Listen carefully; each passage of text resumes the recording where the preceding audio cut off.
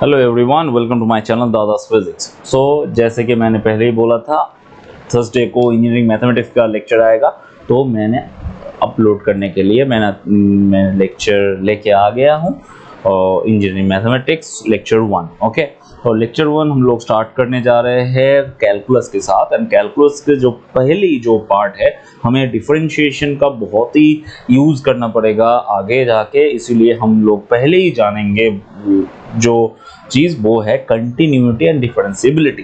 Okay, कोई भी function को डिफरेंशिएशन किया जाएगा या नहीं, कोई भी फंक्शन कंटिन्यूअस है या नहीं, इसको जानना पड़ेगा। ये जानना बहुत ही ज़रूरी है। इसीलिए हमारा फर्स्ट चैप्टर जो है वो है कंटिन्यूटी।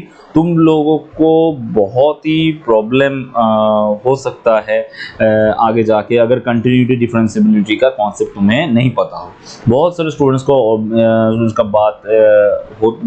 स्टूडेंट से मेरा बात हुआ है, एंड उन लोगों का जो मानना है कंटिन्यूटी डिफरेंशिएबिलिटी में बहुत सारे स्टूडेंट को प्रॉब्लम होता है। ओके, 12 में कॉन्सेप्ट ठीक ठाक नहीं था, इसीलिए आगे जाके प्रॉब्लम हो रहा है। तो इसीलिए मैंने सोचा कि मैं कंटिन्यूटी डिफरेंशिएबिलिटी से स्टार्ट करता हूँ। और एक बात मैं बोलना चाहता हूँ, फर्स्ट सेमेस्टर का जो सिलेबस है उसमें तुम लोग देख पाओगे कि कंटिन्यूटी डिफरेंशिएबिलिटी से स्टार्ट हो रहा है। तो इंजीनियरिंग मैथमेटिक्स का मैं तो ये जो कोर्स में अपलोड कर रहा हूँ, ये हर एक सेमेस्टर में तुम लोगों के लिए यूजफुल हो सकता है। तो बहुत सारे यूनिवर्सिटीज़ में डिफरेंट सिलेबस है।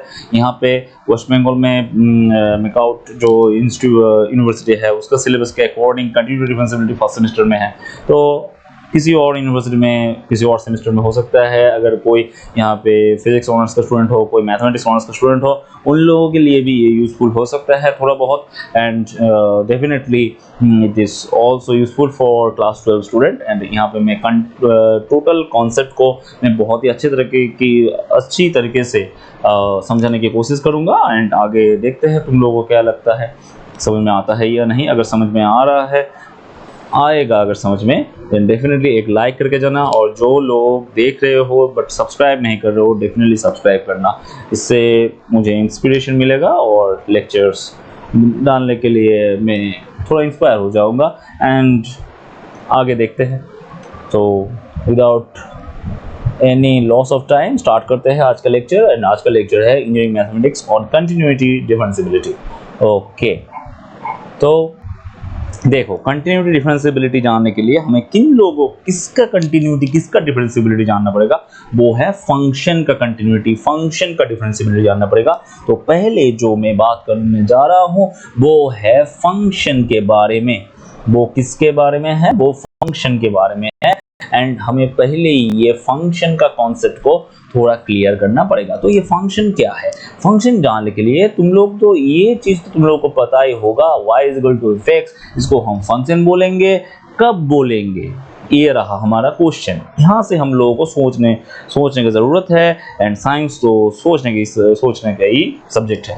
तो सोचो थोड़ा, फंक्शन क्यों बोलेंगे? कोई भी फंक्शन का दो बहुत ही इंपॉर्टेंट चीज़ होता है। वो क्या है? वो है एक है डोमेन एंड दूसरा जो है वो है रेंज। ओके, तो ये डोमेन और रेंज क्या है? डोमेन और रेंज बहुत ही इंपॉर्टेंट एक चीज़ है। यहाँ पे डोमेन जो है, यहाँ पे y = f(x) में जो x है ना, ये x का जो वैल्यू हम उठाते हैं 1 2 3 4 π/4 anything we can use. And ये सब डोमेन के अंदर में आता है। डोमेन एक्चुअली एक सेट है। यहाँ पे हमें क्या मिलेगा? हमें x का जो एलिमेंट्स है वो मिल जाएगा। एंड x को अगर हम fx में पुट करेंगे तो हमें y मिलेगा। एंड y का जो रिजल्ट है वो हमें कहाँ मिलेगा? रेंज में मिलेगा। ये रहा हमारा एक normal definition of domain and range. I think तुम लोगों को समझ में आ रहा है। एक एग्जांपल लेके मैं समझाने की कोशिश कर रहा हूँ।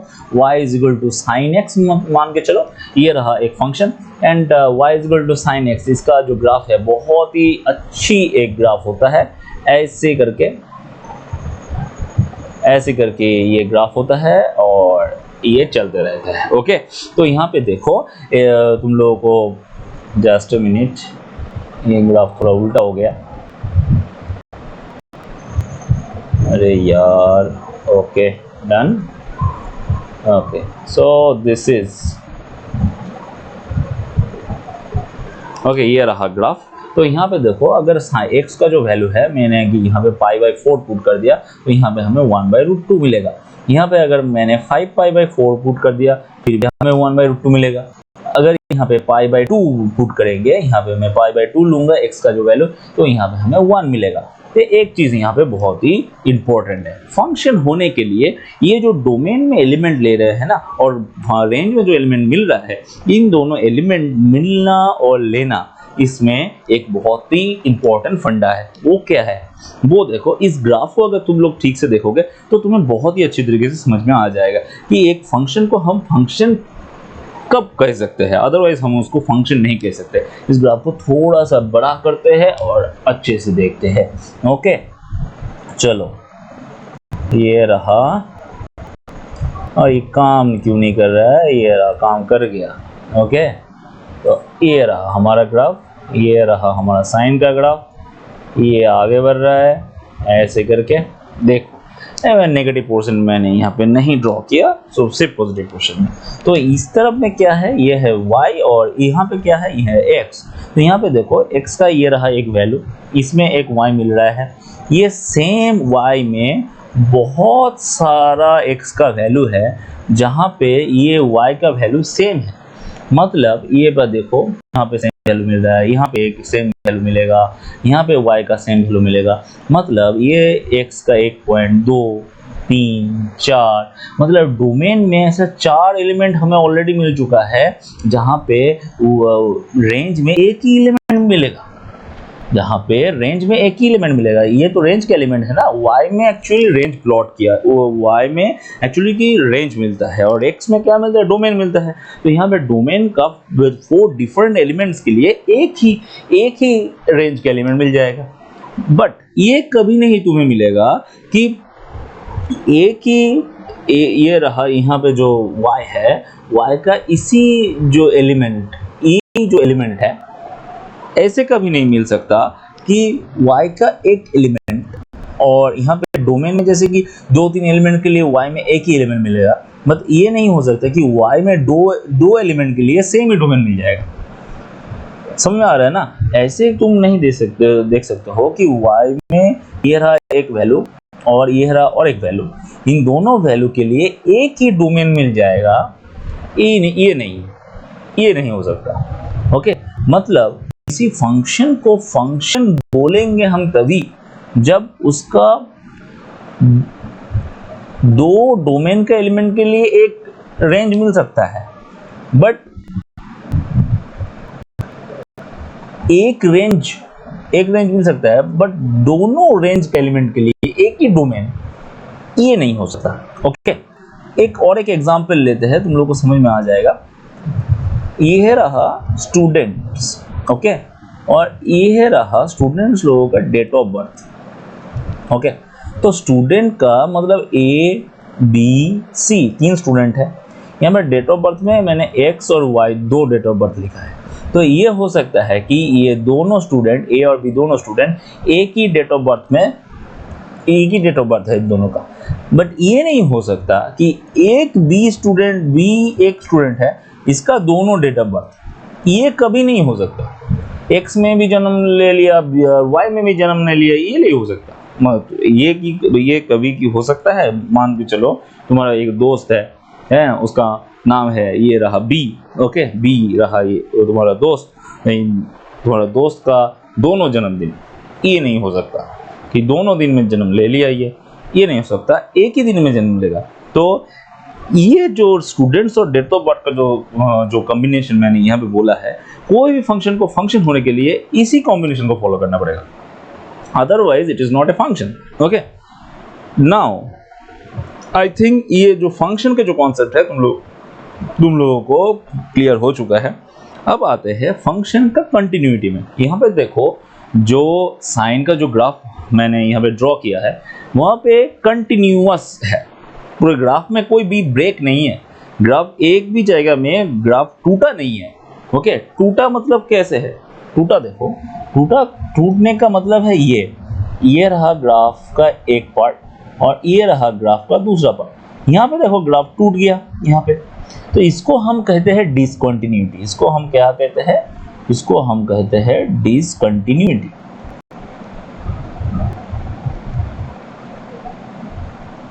Discontinuity, okay. अगर यहाँ पे कोई भी ब्रेक नहीं होता, यहाँ पे ऐसा होता, ओके, तब हम इसको बोलेंगे कंटिन्यूअस। ये जो इंटरवल है, इस इंटरवल में ये जो कर्व है ना, इसमें कोई भी ब्रेक नहीं है, मतलब ये रहा कंटिन्यूअस,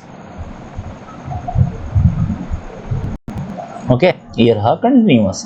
तो आई थिंक तुम लोग को कंटिन्यूअस क्या है, डिसकंटिन्यूअस क्या है, ये समझ में आ गया। अब हम देखेंगे ये जो कंटिन्यूटी है, ये जो डिसकंटिन्यूटी है, इसको हम चेक कैसे करें।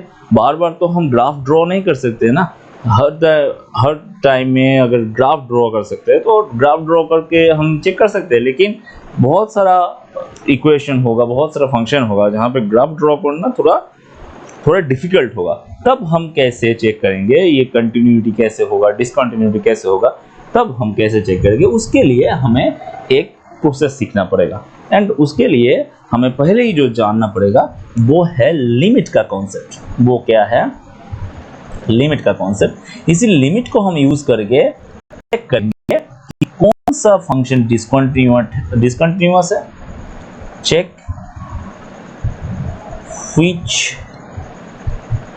is continuous and which is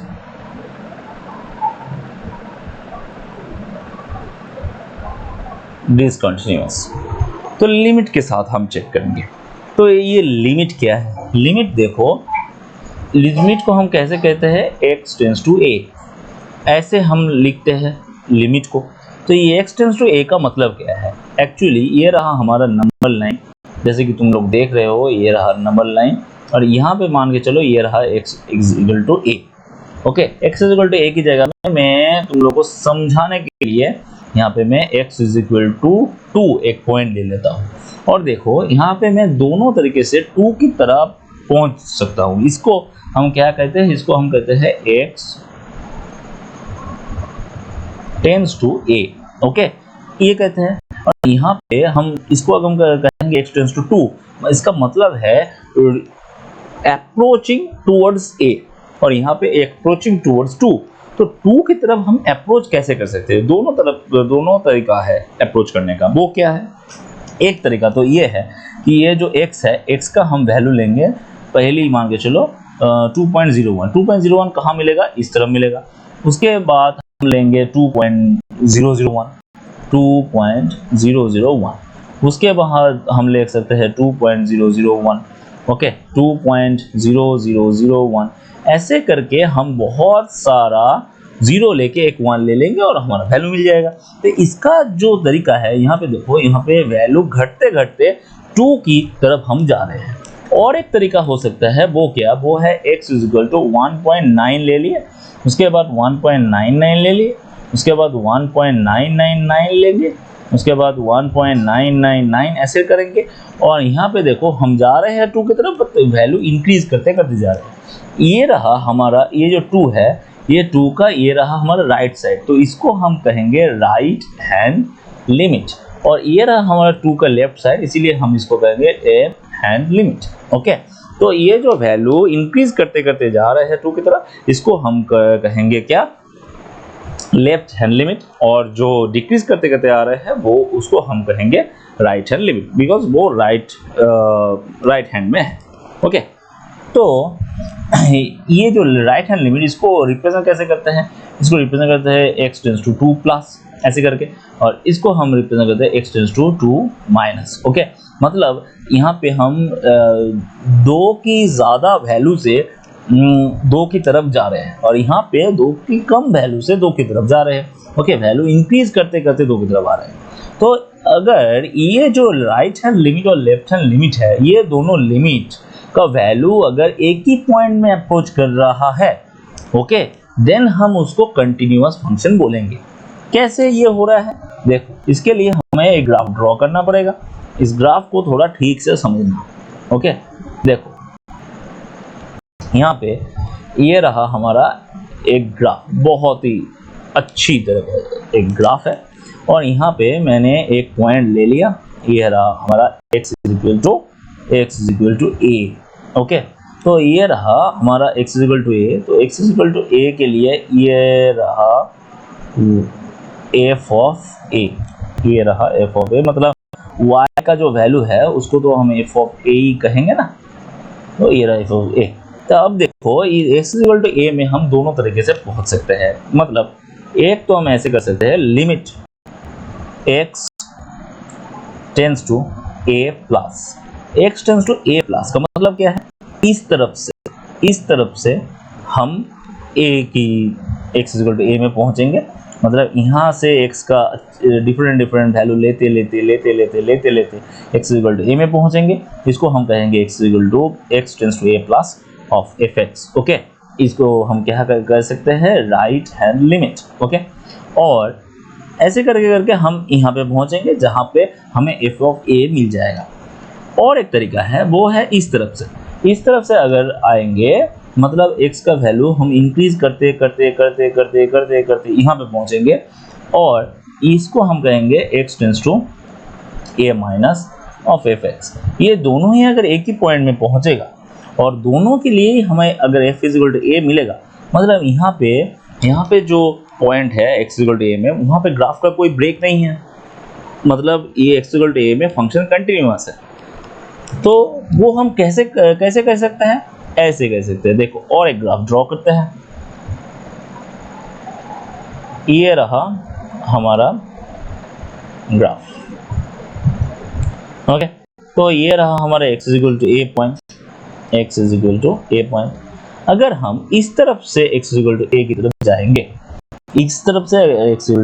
जाएंगे, मतलब वैल्यू घटते हमारा यहाँ पे पहुंचेगा और कहाँ पे एंड करेंगे, यहाँ पे एंड करेंगे x इक्वल टू a में। तो ये रहा हमारा लेफ्ट हैंड लिमिट से मिला हुआ वैल्यू, वो यहाँ पे है। सिमिलरली अगर यहाँ से अब हम वैल्यू इंक्रीज करते हम यहाँ पे पहुंचेंगे, मतलब हमारा जो लेफ्ट हैंड लिमिट है उसका जो, ये तो हमारा राइट हैंड लिमिट हो गया, ये राइट में है, उसका जो वैल्यू है वो कहाँ पे है, वो यहाँ पे है। यहाँ पे देखो अगर यहाँ पे कर्व में अगर ब्रेक है तो यहाँ पे दोनों डिफरेंट वैल्यू मिल रहा है। लेफ्ट हैंड लिमिट के लिए भी ये रहा हमारा लेफ्ट हैंड लिमिट और राइट हैंड लिमिट का दोनों डिफरेंट वैल्यू मिल रहा है। यहाँ पे देखो, यहाँ पे ग्राफिकली बहुत ही अच्छी तरह से तरीके में मैं समझाने की कोशिश कर रहा हूँ। Sorry for all this, I think मेरा हिंदी बहुत ज़्यादा अच्छा नहीं है। ओके, फिर भी ट्राई टू अंडरस्टैंड। ओके, तो यहाँ पे देखो लेफ्ट हैंड लिमिट से हमारा जो वैल्यू मिल रहा है, राइट हैंड लिमिट से हमारा जो वैल्यू मिल रहा है, ये दोनों वैल्यू डिफरेंट है, मतलब यहाँ पे कर्व में ब्रेक है। तो यहाँ से मैं इजीली कंक्लूड कर सकता हूँ कि कोई भी फंक्शन को कंटिन्यूअस अगर होना है, तो उसका जो कंडीशन है उसके लिए हमें limit x tends to a plus, मतलब हमारा जो राइट हैंड लिमिट है उसको क्या होना पड़ेगा, उसको लेफ्ट हैंड लिमिट से x tends to a minus से इक्वल होना पड़ेगा, अदरवाइज इसको हम नहीं बोल सकते। एंड इन दोनों को इक्वल होना पड़ेगा f ऑफ a के साथ, तभी हम उसको कंटिन्यूअस बोलेंगे, अदरवाइज ये कंटिन्यूअस नहीं होगा। ओके, अदरवाइज ये कंटिन्यूअस नहीं होगा। तो ये रहा हमारा कंटिन्यूटी का कंडीशन। आई थिंक तुम लोगों को समझ में आ रहा है कि कंटिन्यूटी का कंडीशन यही क्यों हुआ। Okay, I think it is clear. अगर क्लियर हुआ है देन डेफिनेटली एक लाइक करना, लाइक बटन को हिट करना, एंड जो भी अभी तक सब्सक्राइब अगर नहीं किए हो देन डेफिनेटली सब्सक्राइब करना चैनल को। तो आगे बढ़ते हैं, वीडियो को अंत तक देखो, तुम लोगों को समझ में आएगा कंटिन्यूटी हम लोग कैसे चेक करते हैं। तो चेक का जो प्रोसेस है वो क्या है, देखो हमें ये तो चेक करना पड़ेगा कि limit x tends to a plus of fx is equal to limit x tends to a minus of fx, ये तो इक्वल होना पड़ेगा ही, और इन दोनों को इक्वल होना पड़ेगा f ऑफ a के साथ। ओके, तो इसके लिए ये जो राइट हैंड लिमिट है, ये रहा हमारा राइट हैंड लिमिट और ये रहा हमारा लेफ्ट हैंड लिमिट, इन दोनों को इक्वल कैसे करें। देखो यहाँ पे x is equal to a है, मान के चलो x is equal to a में ही हमें चेक करना पड़ेगा। तो अगर हम लेफ्ट हैंड लिमिट को चेक करेंगे, लेफ्ट हैंड लिमिट का मतलब क्या है, हमारा जो वैल्यू है वो x की तरफ जाएगा, लेकिन वैल्यू इंक्रीज करते करते जाएगा।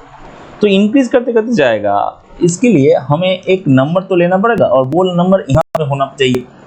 वो नंबर कहाँ होना चाहिए, वो नंबर यहाँ पे होना चाहिए। तो इसके लिए हम थोड़ा पीछे जाएंगे। किससे पीछे जाएंगे, x से पीछे जाएंगे। x से पीछे जाना का मतलब क्या है, a से पीछे जाएंगे। ओके, a से पीछे जाएंगे। a से पीछे जाएगा मतलब है a से h पीछे जाता है, तो और x का वैल्यू a माइनस h ले लेते हैं। ओके, पीछे जा रहे हैं, a का वैल्यू x माइनस h ले लेते हैं। अगर हम यहाँ पे h का वैल्यू घटाएंगे, 0 की तरफ जितना जाएगा h उतना ही हम आगे बढ़ते जाएंगे। h अगर घटते जाएगा, a से h माइनस किया, उसके बाद हमें x मिल रहा है, तब यहाँ पे h का वैल्यू जितना घटेगा उतना ही a x से इक्वल होता रहेगा।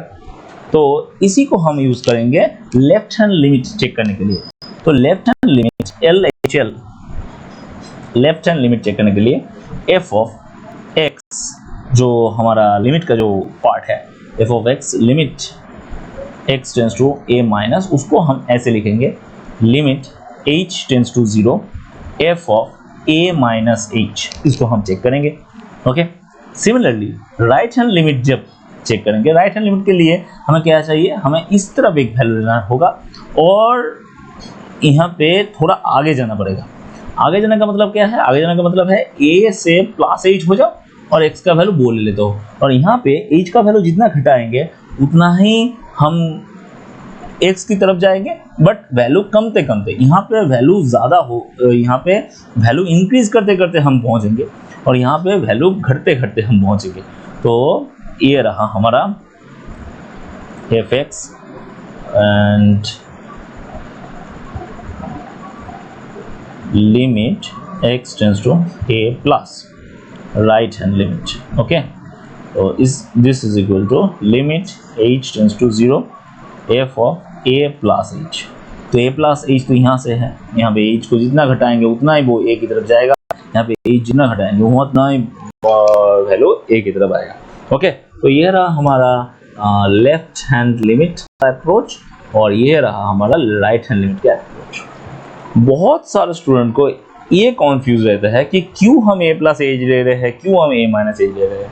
यहाँ पे मैंने थोड़ा समझाने की कोशिश किया है, एंड तुम लोग अगर समझ में आया है देन डेफिनेटली कमेंट करना, एंड अगर समझ में नहीं आया है तो भी कमेंट करना। मैं नेक्स्ट वीडियो में जब मैं नेक्स्ट वीडियो लाऊंगा उसमें मैं डिस्कस करने का कोशिश करूँगा। ओके, तो ये रहा हमारा कॉन्सेप्ट। बेसिकली एक एग्जाम्पल के साथ हम समझने की कोशिश करेंगे कि इसको हम यूज़ कैसे करें। तो एक बहुत ही अच्छा एग्जाम्पल लेते हैं यहाँ पे, वो है देखो fx is equal to sine x by x plus cos x। ये रहा हमारा example. Okay, example 1, sine x plus cos x कब है, जब x नॉट इक्वल टू 0 है, and this is equal to 2 when x is equal to 0।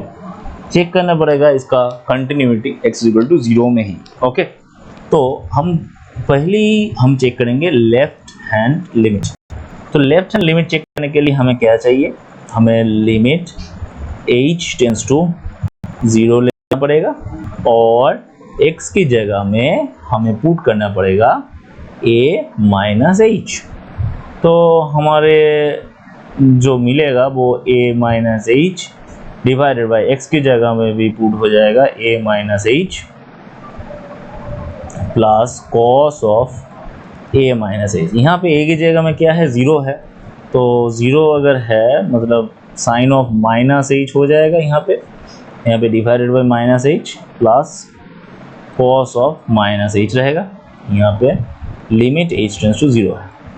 तो यहाँ पे देखो साइन ऑफ माइनस h का मतलब क्या है, साइन ऑफ माइनस h का मतलब है माइनस साइन h।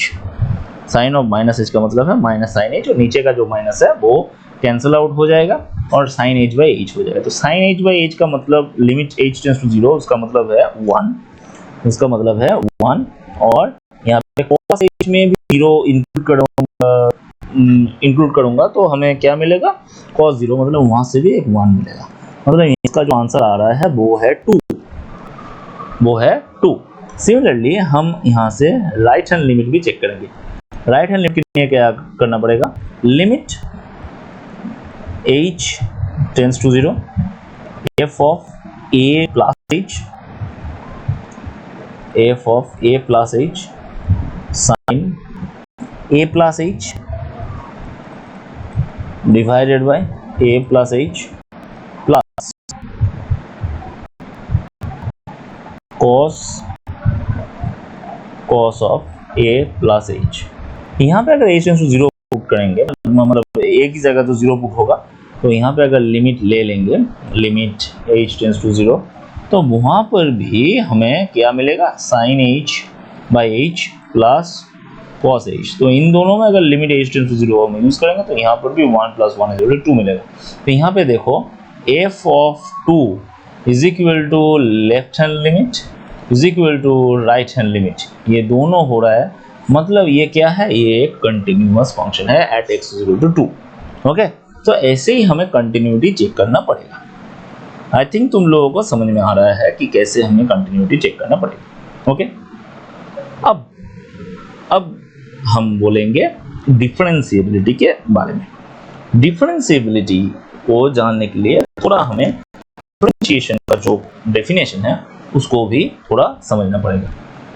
को डिफरेंशिएशन का जो डेफिनेशन है वो क्या है, वो बेसिकली चेंज के ऊपर आधारित है, change of a function with respect to another function.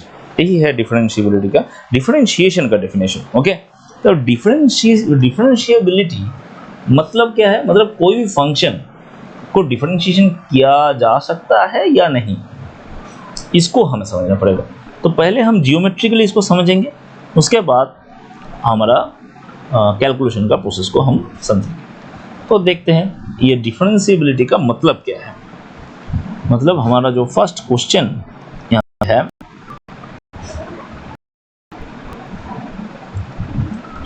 वो है व्हाट इज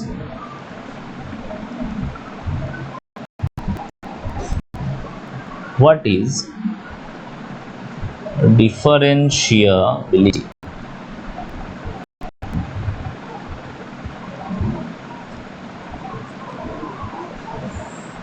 डिफरेंशिएबिलिटी क्या है, देखो पहले तो डिफरेंशिएशन को थोड़ा समझो। ये रहा हमारा एक कर्व। ओके, इस कर्व में हमें मतलब देखो ये रहा x एक पॉइंट, ये रहा x प्लस डेल्टा x एक पॉइंट। ओके, तो यहाँ पे एक वैल्यू मिलेगा वो है y, यहाँ पर भी एक वैल्यू मिलेगा वो है y प्लस डेल्टा y। तो चेंज ऑफ y क्या है, delta y, change of y है delta y and change of x है delta x। So delta y by delta x, इसमें अगर मैंने लिमिट ले लिया डेल्टा x टेंस टू 0, तब हम इसको कहेंगे differentiation of y with respect to x dy dx, इसको हम कहेंगे dy dx। तो इसको अगर फंक्शन फॉर्मेट में हम लिखना चाहेंगे तब क्या होगा, देखो यहाँ पे y इज इक्वल टू है fx, y is equal to है fx। So y plus delta y, इसके लिए f of x plus delta x होगा, x प्लस डेल्टा x होगा। तो इसको हम लिमिट फॉर्मेट में लिखेंगे तो ये हमें मिलेगा delta x tends to 0 f of x plus delta x minus fx divided by delta x। इसी डेल्टा x को अगर हम h मान ले तब हमें मिल जाएगा limit h tends to 0 f of x plus h minus fx divided by h, this is equal to dy dx। तो ये रहा हमारा dy dx का डेफिनेशन। इसका मतलब क्या है? इसका मतलब है change of y with respect to x। Geometrically मतलब क्या है? देखो यहाँ पर ये जो कर्व है, इस डेल्टा x को मैंने अगर बहुत छोटा कर दिया, डेल्टा x को अगर बहुत छोटा कर दिया, मतलब ये कर्व तो तब कर्व नहीं रहेगा, ये तो स्ट्रेट लाइन बन जाएगा। एंड स्ट्रेट लाइन बनने से ये बन जाएगा एक राइट एंगल ट्राइंगल। तब हमें tan theta is equal to dy dx मिल जाएगा। मतलब dy dx क्या है? dy dx स्लोप को रिप्रेजेंट कर रहा है। किसका स्लोप को रिप्रेजेंट कर रहा है? स्लोप ऑफ टेंजेंट को रिप्रेजेंट कर रहा है। कोई भी टेंजेंट का स्लोप को रिप्रेजेंट करेगा एट ए डेफिनाइट पॉइंट। ओके, तो यहाँ से हमें डिफरेंशिएशन का डेफिनेशन मिल रहा है कि ज्योमेट्रिकल डिफरेंशिएशन क्या मीनिंग कर रहा है? टेंजेंट को मीनिंग कर रहा है, मतलब स्लोप ऑफ टेंजेंट को मीनिंग कर रहा है। एंड नॉर्मली डिफरेंशिएशन का डेफिनेशन ये मिल रहा है कि change of y with respect to x। तो इसको थोड़ा डीप समझने के लिए हमें क्या करना पड़ेगा? हमें करना पड़ेगा डिफरेंशिएबिलिटी का डेफिनेशन। वो क्या है? देखो यहाँ पे ये रहा एक बहुत ही बड़ा कर्व। यहाँ पे मैंने एक टेंजेंट ड्रॉ किया और यहाँ पे एक टेंजेंट ड्रॉ किया। दोनों डिफरेंट कलर ले लेते हैं समझने के लिए। ये रहा एक टेंजेंट और ये रहा एक टेंजेंट। तो ये रहा हमारा P पॉइंट।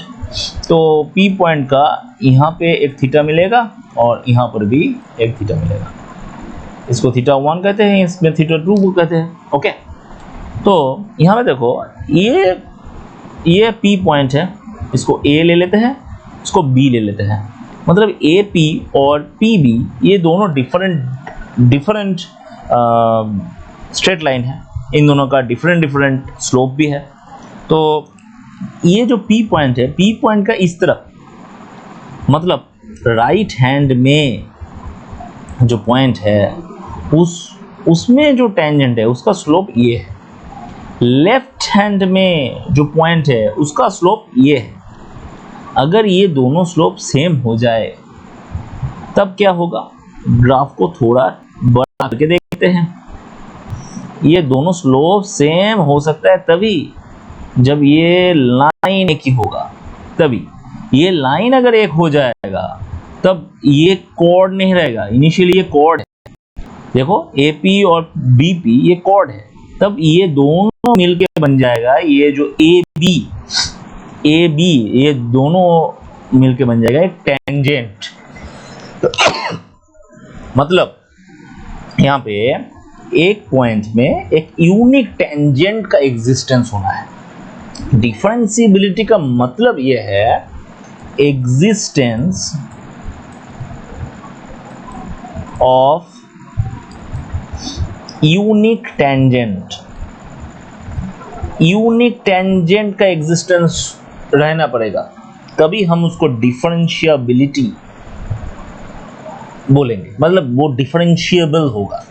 एंड इसी को चेक करने के लिए हमें डिफरेंशिएबिलिटी को बनाना पड़ेगा।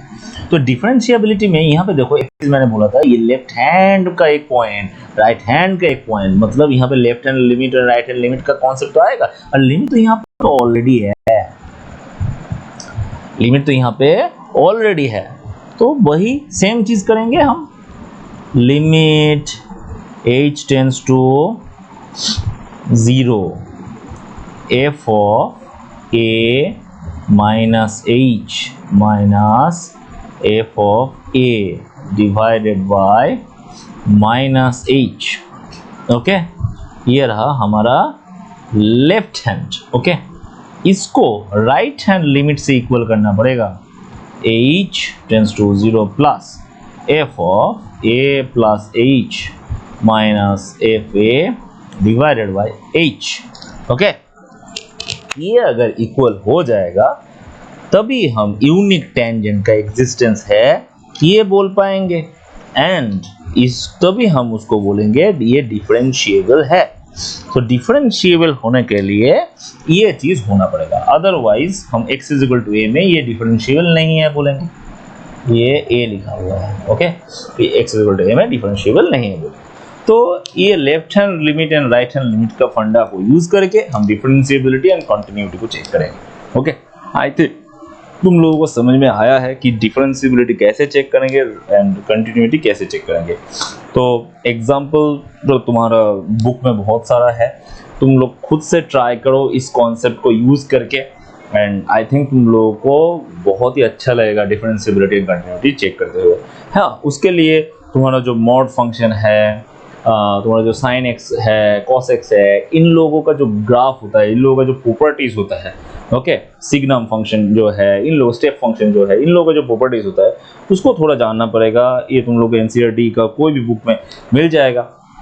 थोड़ा बहुत उन लोग वो चीज़ को थोड़ा स्टडी करो एंड उसके बाद डिफरेंशिएबिलिटी कंटिन्यूटी कुछ क्वेश्चंस करो जो ऑलरेडी बुक में किया हुआ है, उसको थोड़ा स्टडी करो, खुद से सॉल्व करने की कोशिश करो, देखो तुम लोगों को बहुत अच्छा लगेगा। एंड डिफरेंशिएबिलिटी कंटिन्यूटी का जियोमेट्रिकल कॉन्सेप्ट, उसका जो लिमिट का कॉन्सेप्ट, अगर ये तुम लोगों को समझ में आया है, तो ये अच्छा लगा है, देन डेफिनेटली वीडियो को लाइक करो and share with your friends and definitely subscribe this channel. Thank you for watching and इस सैटरडे को इलेक्ट्रॉनिक्स एनालॉग इलेक्ट्रॉनिक्स का लेक्चर आ जाएगा, इसके लिए वेट करो and join the Telegram channel, Telegram group का लिंक ऑलरेडी दिया हुआ है, उस ग्रुप में ऐड हो जाओ।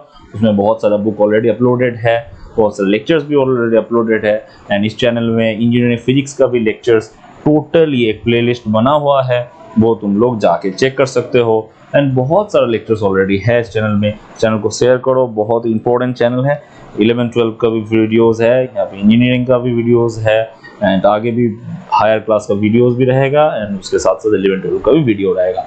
तो बहुत ही इंपॉर्टेंट चैनल है, बहुत ही दूर तक तुम लोगों का साथ देगा ये channel, and definitely share this channel with all your friends. Thank you.